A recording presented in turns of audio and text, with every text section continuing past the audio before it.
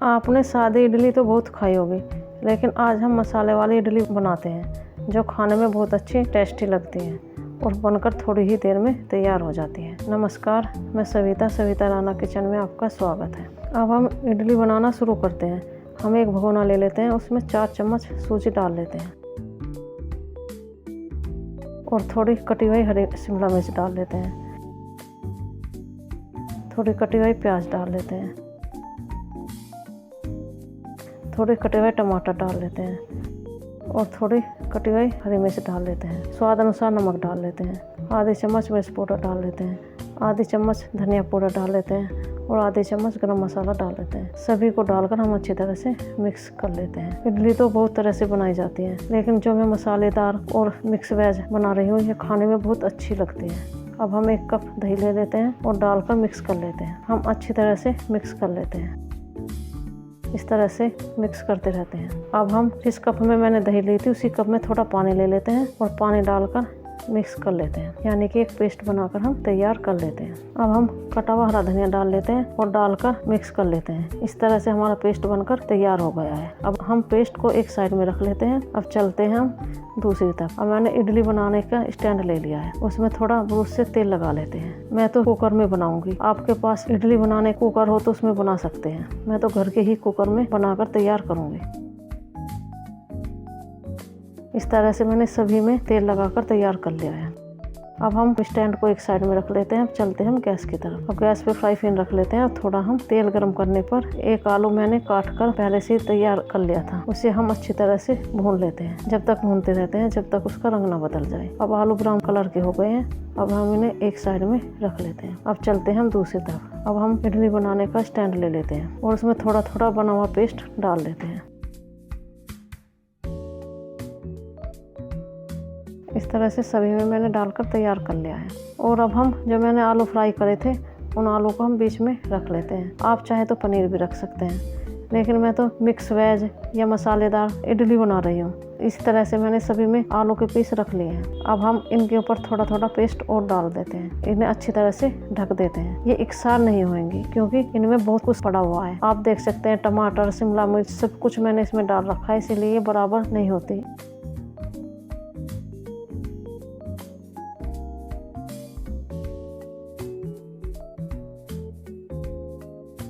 इस तरह से हम सभी को ढक लेते हैं और थोड़ा थोड़ा हम बराबर कर लेते हैं। अब मैंने सभी स्टैंडों में बनाकर तैयार कर लिए हैं। अब इन्हें हम स्टैंड में सेट कर लेते हैं। इडली बहुत तरह से बनाई जाती है। सादी इडली भी बनाई जाती है, मसालेदार भी इडली बनाई जाती है और मिक्स वेज इडली भी बनाई जाती है। आपको कौन सी इडली पसंद है, कॉमेंट करें।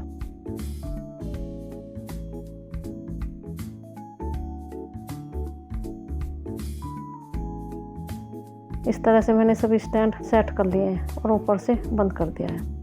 अब हम गैस की तरफ चलते हैं। गैस में मैंने कुकर रख लिया है और कुकर में थोड़ा पानी रख लेते हैं और उबाल आने पर इडली बनाने का स्टैंड रख लेते हैं और कुकर को बंद कर लेते हैं।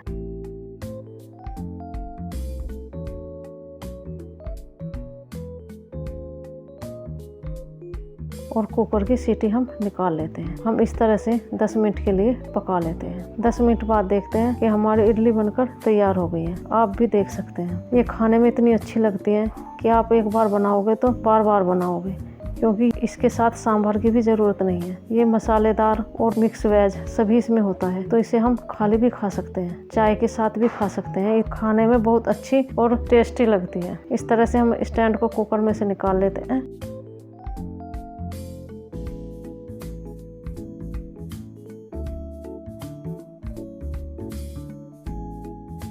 और थोड़ा थोड़ा चक्कू से चारों तरफ को घुमाकर सभी इडली हम स्टैंड में से बाहर निकाल लेते हैं। आप देख सकते हैं कितनी अच्छी बन रही है। इनमें तेल भी नहीं लगता और थोड़ी ही देर में बनकर तैयार हो जाती है। हम बच्चों के टिफिन में भी दे सकते हैं। अगर आपको मेरी वीडियो पसंद आई तो लाइक करें और मेरे चैनल को सब्सक्राइब करें। अगर आपको मेरी वीडियो पसंद नहीं आई तो डिसलाइक भी कर सकते हैं।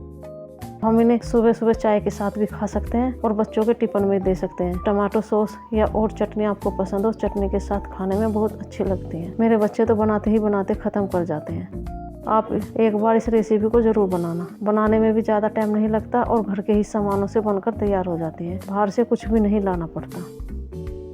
इस तरह मैंने सभी इडली को स्टैंड में से निकाल लिया है और प्लेट में रख लिया है।